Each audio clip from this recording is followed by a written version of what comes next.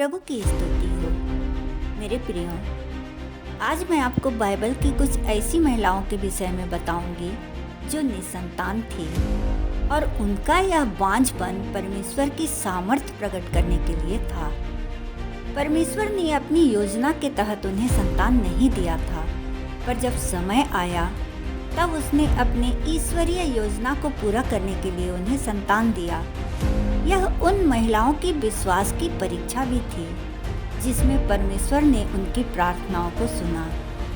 तो आइए एक एक करके जानते हैं कि परमेश्वर ने उन्हें किस योजना के तहत संतान दिया। अब्राहम की पत्नी सारा भी बांझ थी। उत्पत्ति 12 अध्याय के 2 पद में परमेश्वर ने अब्राहम से कहा, मैं तुझसे एक बड़ी जाति बनाऊंगा और तुझे आशीष दूंगा और तेरा नाम महान करूंगा और तू आशीष का मूल होगा। उत्पत्ति 17 अध्याय के 4 पद में परमेश्वर ने अब्राहम से फिर कहा, देख, मेरी वाचा तेरे साथ बंधी रहेगी, इसलिए तू जातियों के समूह का मूल पिता हो जाएगा। मेरे प्रियो, परमेश्वर ने अब्राहम से जो वादा किया था कि मैं तेरे वंश को समुद्र के रेत के कणों के समान और आकाश के तारा गणों के समान कर दूंगा कि तू उनकी गिनती भी नहीं कर सकेगा, तो यह उसने किसी और स्त्री के द्वारा उत्पन्न कराने को नहीं कहा था, बल्कि उसकी पत्नी सारा जो बांझ थी उसी के द्वारा उसके वंश को उत्पन्न कराने की बात कही थी। उत्पत्ति 17 अध्याय के 16 पद में परमेश्वर ने अब्राहम को स्पष्ट रूप से सारा के विषय में बता दिया था कि मैं उसको आशीष दूंगा और तुझको उसके द्वारा एक पुत्र दूंगा और मैं उसको ऐसी आशीष दूंगा कि वह जाति जाति की मूल माता हो जाएगी और उसके वंश में राज्य राज्य के राजा उत्पन्न होंगे। उत्पत्ति 18 अध्याय के 10 पद में परमेश्वर फिर उसके पास आता है और उससे कहता है, मैं बसंत ऋतु में निश्चय तेरे पास फिर आऊंगा और तेरी पत्नी सारा के एक पुत्र उत्पन्न होगा। सारा उस समय इतनी बूढ़ी हो गई थी कि उसका मासिक धर्म भी बंद हो गया था।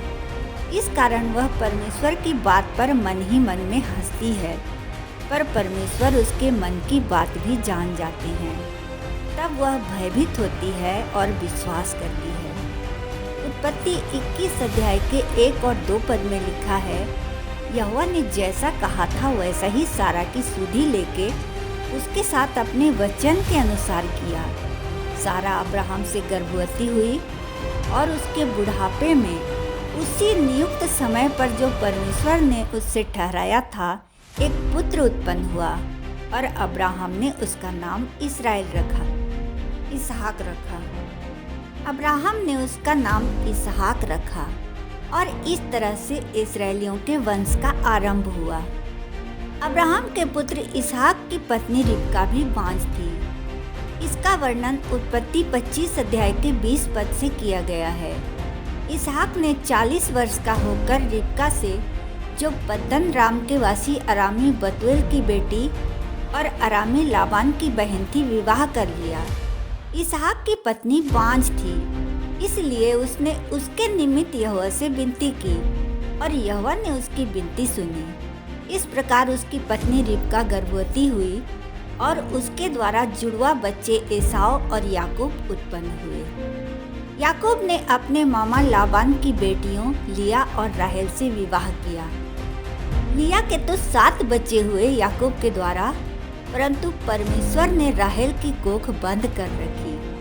उत्पत्ति 30 अध्याय का 22 पद में लिखा है, परमेश्वर ने राहेल की भी सुधि ली और उसकी सुनकर, अर्थात उसकी विनती सुनकर उसकी कोख खोली।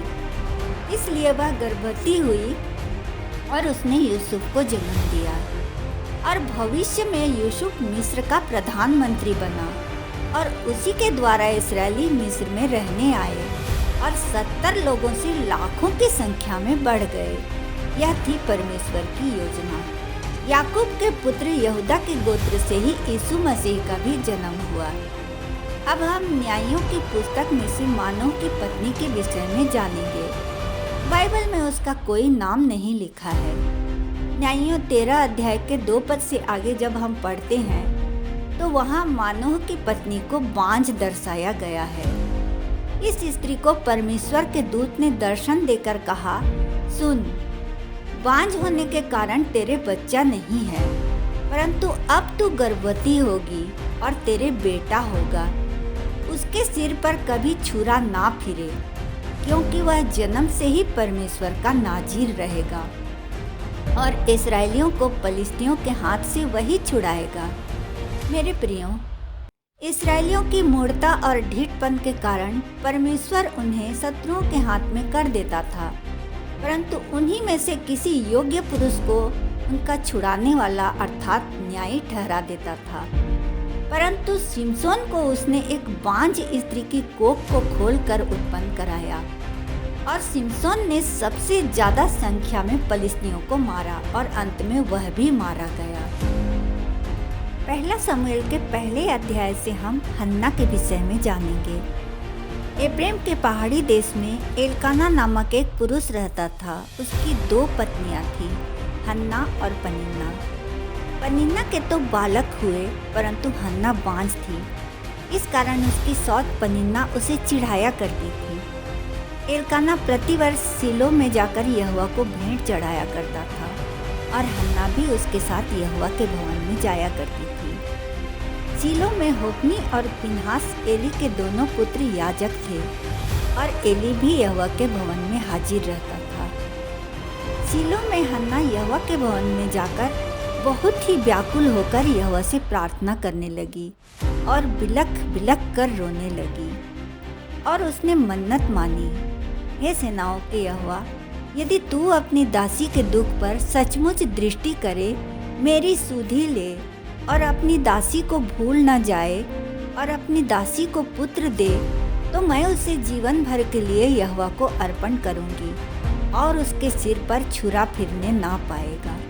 मेरे प्रियो, एली उसे देख रहा था कि उसके होंठ तो हिलते थे, परंतु शब्द नहीं सुनाई पड़ते थे। एली ने समझा वह नशे में बड़बड़ा रही है और उसे कहा, तू कब तक नशे में रहेगी, अपना नशा उतार। तब हन्ना ने उसे अपने जीवन की सारी परेशानियां खुलकर बताई। एली ने कहा, कुशल से चली जा, इस्राएल का परमेश्वर तुझे मनचाहा वर दे।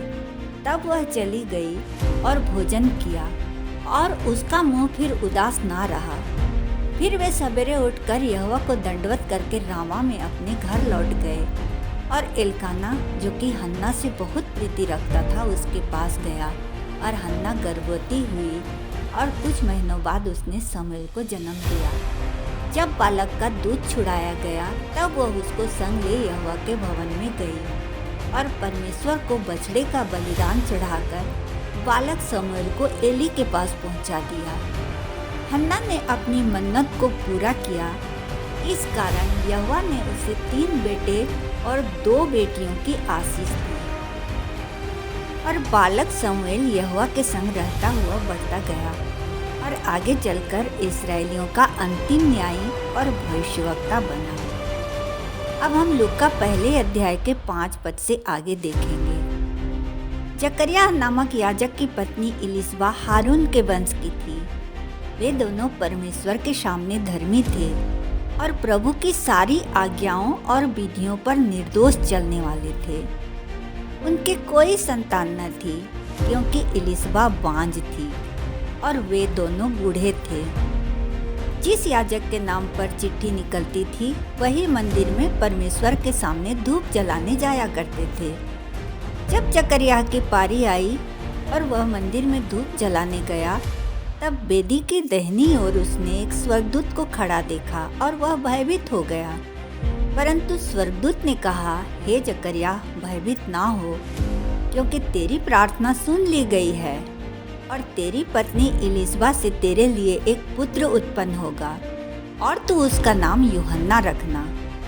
तुझे आनंद और हर्ष होगा और बहुत लोग उसके जन्म के कारण आनंदित होंगे, क्योंकि वह प्रभु के सामने महान होगा और दाखरस और मदिरा कभी न पिएगा और अपनी माता के गर्भ ही से वह पवित्र आत्मा से परिपूर्ण हो जाएगा और इस्राएलियों में से बहुतेरों को उनके प्रभु परमेश्वर की ओर फेरेगा। वह एलिय्याह की आत्मा और सामर्थ में होकर उसके आगे आगे चलेगा कि पितरों का मन बाल बच्चों की ओर फेर दे और आज्ञा ना मानने वालों को धर्मियों की समझ पर लाए और प्रभु के लिए एक योग्य प्रजा तैयार करे। और स्वर्गदूत के कहे अनुसार ही हुआ भी। यूहन्ना बपतिस्मा दाता ने यीशु के लिए एक योग्य प्रजा तैयार कर दी थी। इस प्रकार बांझ महिलाओं को परमेश्वर ने अपनी ईश्वरीय योजना के लिए इस्तेमाल किया। वे शुरू में निसंतान थी, लेकिन परमेश्वर की आशीष से माँ बनी। उनके बांझपन की नामधराई को परमेश्वर ने दूर किया और अपनी वाचा को भी पूरा किया। आज भी जो लोग निसंतान हैं, परमेश्वर उन्हें संतान दे सकता है, क्योंकि परमेश्वर के लिए कोई काम कठिन नहीं है।